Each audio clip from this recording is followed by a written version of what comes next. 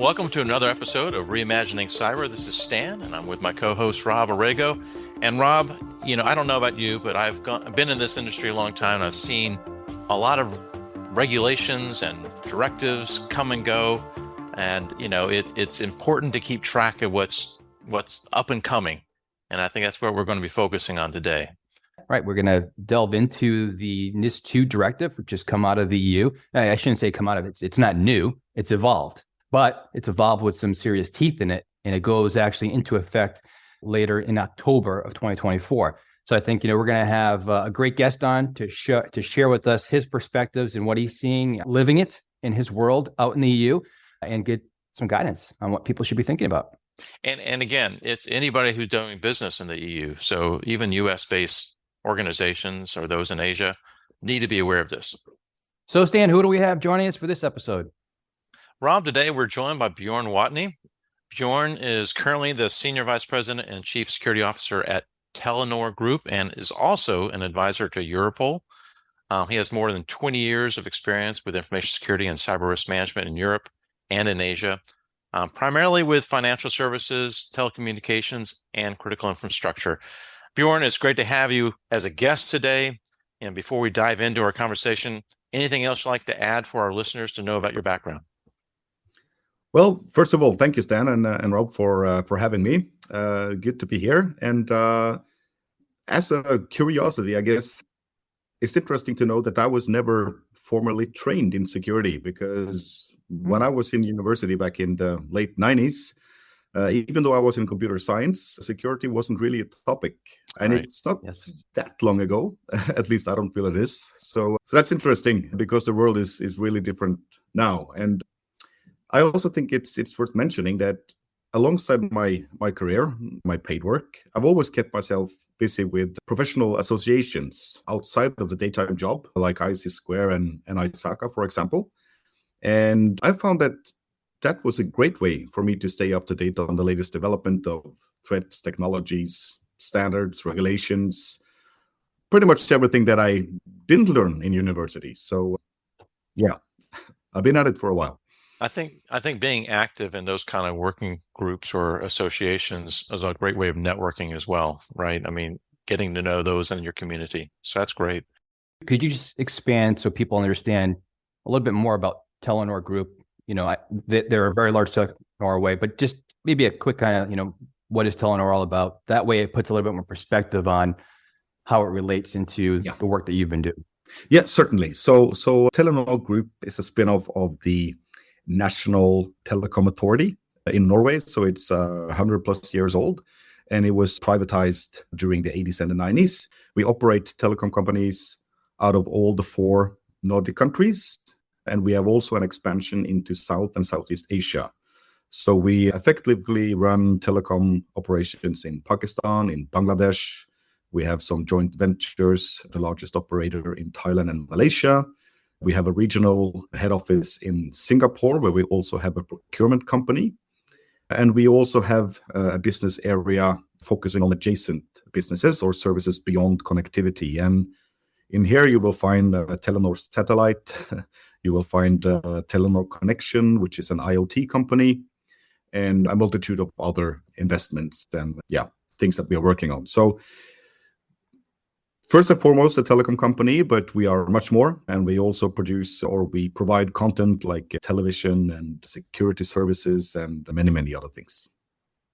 Our focus today, Bjorn, is on the Network and Information Security 2 Directive, or NIS2, within the European Union. And so, Bjorn, if you could offer to our audience a concise summary of the NIS2 Directive, emphasizing the key changes and enhancements as compared to what was in the original NIS directive. And also, I think, would be beneficial to understand the implications of these changes and have, what for organizations within the EU, and especially in light of the ongoing process of national implementation. Yeah, absolutely. And you're right. It is an evolution more than a revolution here. And that being said, it's still a comprehensive upgrade, so to say, from the first iteration. Obviously, the threat landscape is changing, geopolitical situation is changing, and also how we run businesses have changed a lot. Everything is dependent on digital infrastructure these days. And we have also delayered a lot of the industry verticals. So we have far more complex and global supply chains, for example, compared to what we did just 7 or 8 years ago. So the major changes, I guess I think I can summarize it in 5 bullet points. The NIS2 is definitely there to baseline cybersecurity, an up-to-date baseline across essential entities in multiple industry verticals, being that everything is now digital to a larger degree than it was before. It requires organizations to work systematically with security risk management and governance. It also requires organizations to step up significantly around crisis management, and especially how they look at resilience in the operation. That's the main focus of our podcast, has been around cyber resilience. So that's good. Yeah, exactly. And I mean, given the dependency that we have on the digital infrastructure these days, for businesses or industries to be resilient to attacks in that domain is becoming increasingly more important. Hence the update to the directive. But also it requires organizations to have a better control of the supply chains specifically. I think we will probably touch on that later, but also incorporating audit rights along supply chains. And finally, I think it's worth mentioning that it puts much stronger requirements on reporting, and not just of incidents, but also of vulnerabilities that one might discover in products and services. Indeed. Now, one of the things that we've seen, obviously, with the directive, is that most critical organizations, verticals such as financial services, energy, healthcare, are obviously falling underneath the NIS2 directive. But maybe you can speak to, maybe some other types of organizations being affected, and maybe even specifically discuss some of those implications relative to the telecom world that you obviously live in, and it'd be interesting to kind of get your perspective on that. Yeah, absolutely. And to be honest, I feel this is a topic that's still being discussed. When looking at the directive, he was talking about both essential entities and important entities, and there is sort of a debate, where would you sort of be defined? But given that as good as everything is online these days, apart from those you just mentioned, these entities would include organizations dealing with foodstuffs, transportation, water supply. So it's not just those traditional verticals like energy, financial services, but you have these other commodities coming in as well. And in regards to the telecom industry, I mean, we could both be defined as digital infrastructure, obviously, but we can also be a digital provider, and we could be even more, depending on how many services are we producing beyond just connectivity. And in many of the markets where we operate as a telco, we are already defined as national critical infrastructure in that market. So the application of having to follow NIS2, in most of the markets, it won't mean we have to pull too much of an extra effort, because we already fall under the national critical infrastructure, and we have a lot of regulatory requirements in place already. I think looking at it as we are right now, the step up that we need to do in crisis management, in disaster recovery, and also maybe supply chain risk management, those are the ones where I see that there is a stretch target for us. But other than that, we are already quite regulated as a critical infrastructure operator.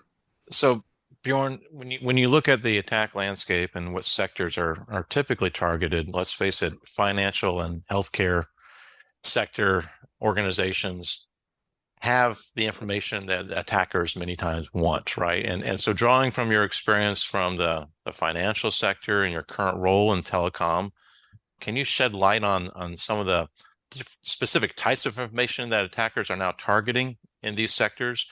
And how does this differ from the kind of data vulnerabilities and information that you'd find typically in the financial sector? A lot of the opportunistic criminals, they would be circling the financial services sector. And everywhere where you have money or valuables in play, you will find these criminal elements trying to gain possession. Some 100 years ago, they were robbing trains and post wagons, but the principle today is still the same. The difference is that nowadays they use a PC instead of a pistol to rob you, right? But in telecoms, the threat picture is quite different. There are some issues always around fraud, but most of the threat actors that we're concerned about would be the advanced persistent ones, or APTs that are often called.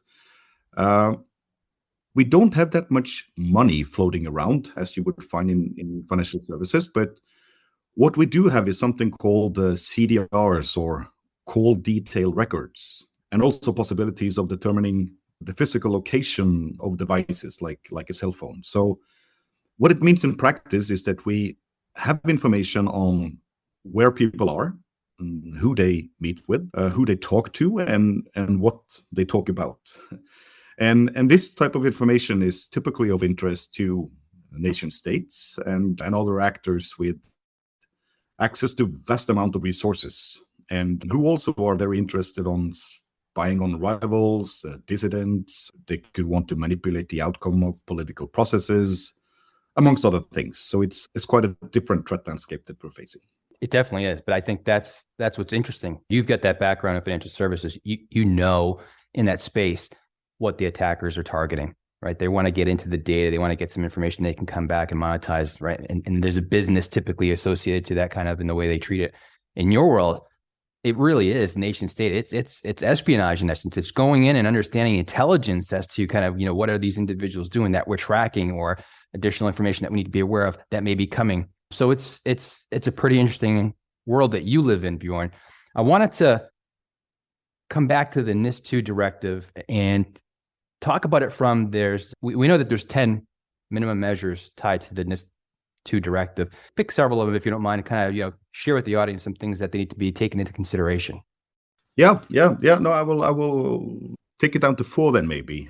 If we start from the beginning, the requirements that will now be more stringent around security risk management and governance, those I think are really interesting. So you need to be able to prove that you have a process in place for identifying your assets, doing a business impact analysis. How much do these assets mean to your business?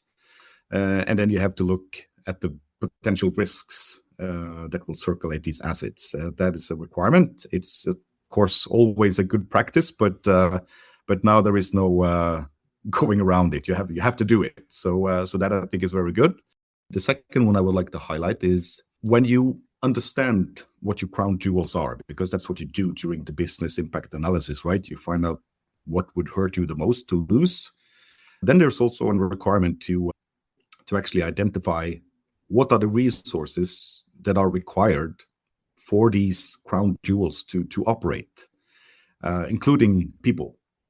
And then you are required to provide adequate training for these people, and you are required to have processes in place on how you can restore them to an operating state if risk A, B, or C materializes. So that's what we would call a disaster recovery. Again, it's good practice and something that you should have been doing, but you will now be required to do it. And if you can't prove that you are, then there is a potential fine at the other end that would hurt quite a lot. Obviously, we touched it a couple of times already, but the requirement on your level of control on supply chain is very interesting. And also the fact that you, in your contract, would have to make sure that you have audit rights also through the supply chain. I remember 5 years ago, we were trying to make a contract on changing our intranet with this big social media company to use their business version as an intranet. Very difficult to get any form of audit rights into that contract, but that's of course also changing now when it turns into regulation. So that is the thing, and of course the last point around requirements on incidents and vulnerabilities. if you look at all the regulations, again, it comes with the requirements. You had the GDPR, if you had a breach of personal identifiable information, you have a certain time window where you're obliged to report of the breach. But there are many of those with a lot of requirements on reporting. And what they're trying to do now is make that less cumbersome for the companies and only focus on the major or the critical incidents. But still, they are putting these requirements on more like these essential and important entities. And not just incidents, but also vulnerabilities. So if you discover, for any reason, what they call a 0-day or a new and unproven vulnerability, there is no requirement that you report it to your peers, and so there can be a remediation quickly. So, and also there is requirements there around more collaboration. So, yeah, basically those are the big things that I see worth mentioning in NIS2. Bjorn, you mentioned the impact of noncompliance could be painful.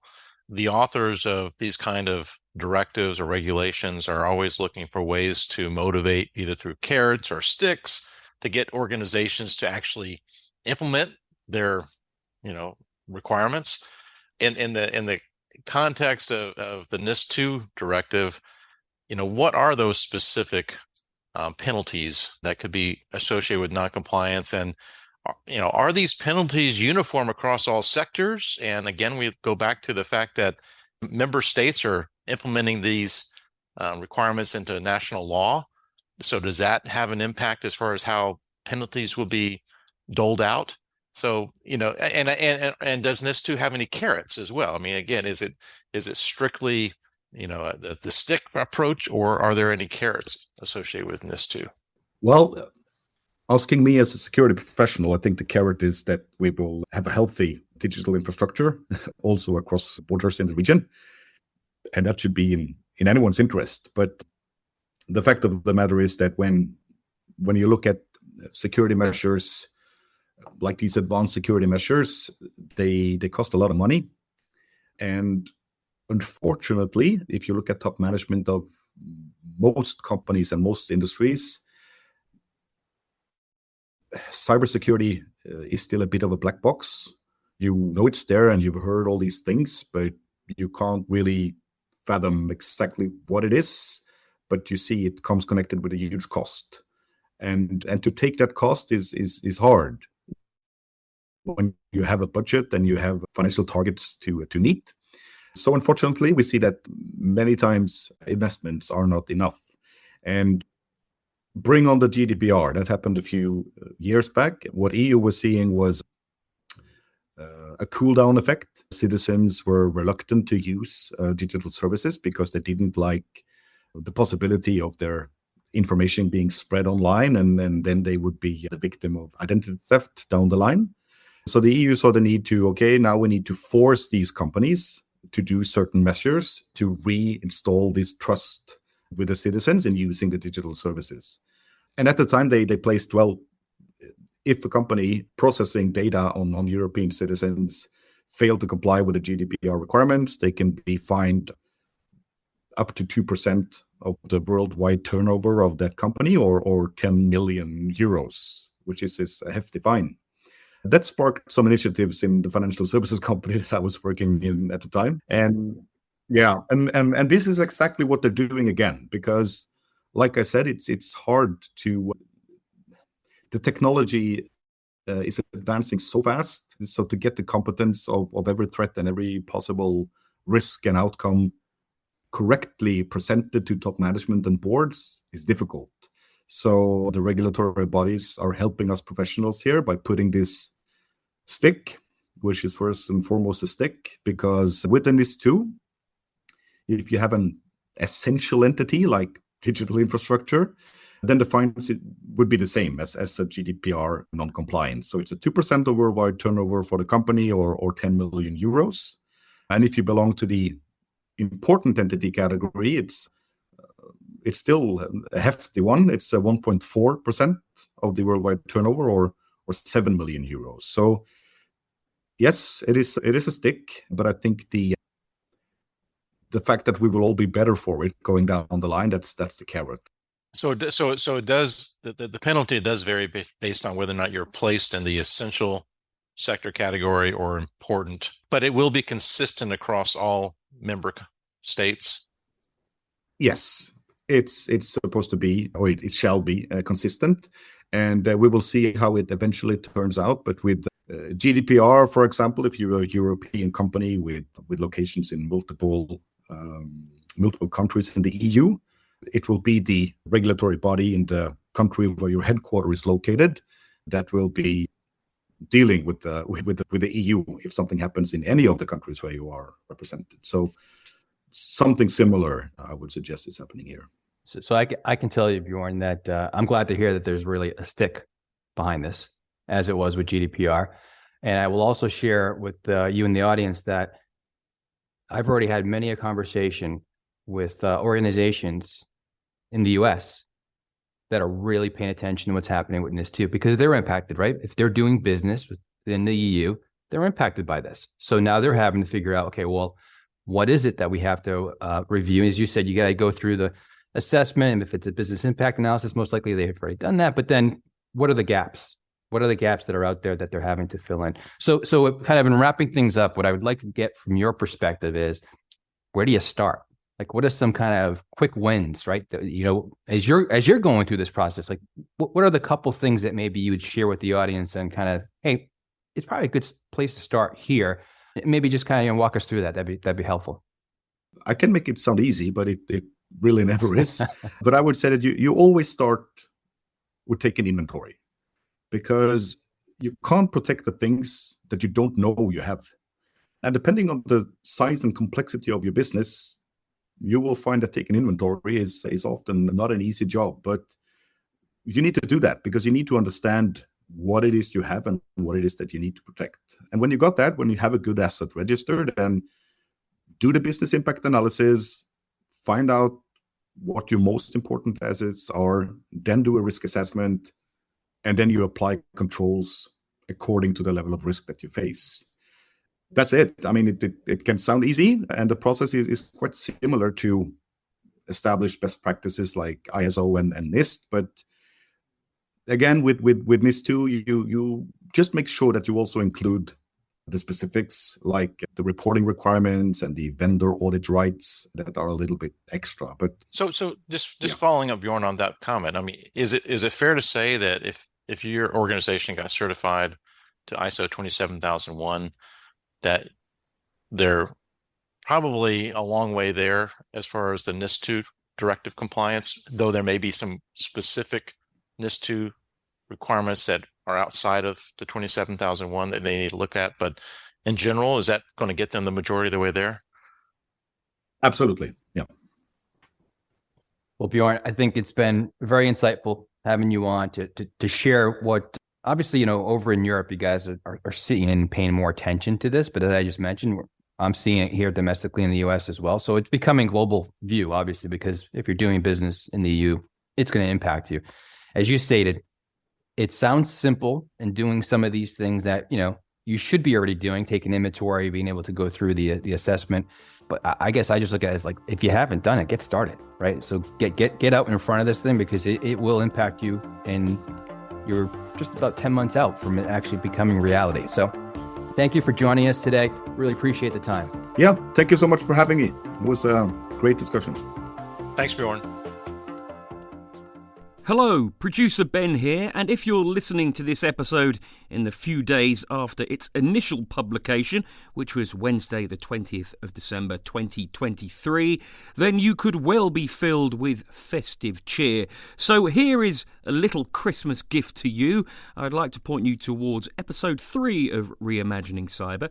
It features Ron Ross, a computer scientist and fellow at the National Institute of Standards and Technology. He talked about how to build a strong cyber resilience strategy and also 4 goals to help achieve that. Here's a clip. This is really critical today because anticipation is another way of saying, are you prepared for what is about to hit you? You know, this is one of the frustrations that I've had for a long time. We've been doing this threat vulnerability analysis forever. We can't control the threat space. The adversaries are throwing their best and their brightest at us 24/7. They're well-resourced, especially nation-state level resources, and terrorist groups who are well-funded. They have the best attack tools out, and our vulnerabilities keep on growing. That was Ron Ross, and the episode is called Cyber Must Become More Resilient, episode 3 of Reimagining Cyber. Thanks so much for listening to the show. Do remember to rate, review, and share. Goodbye.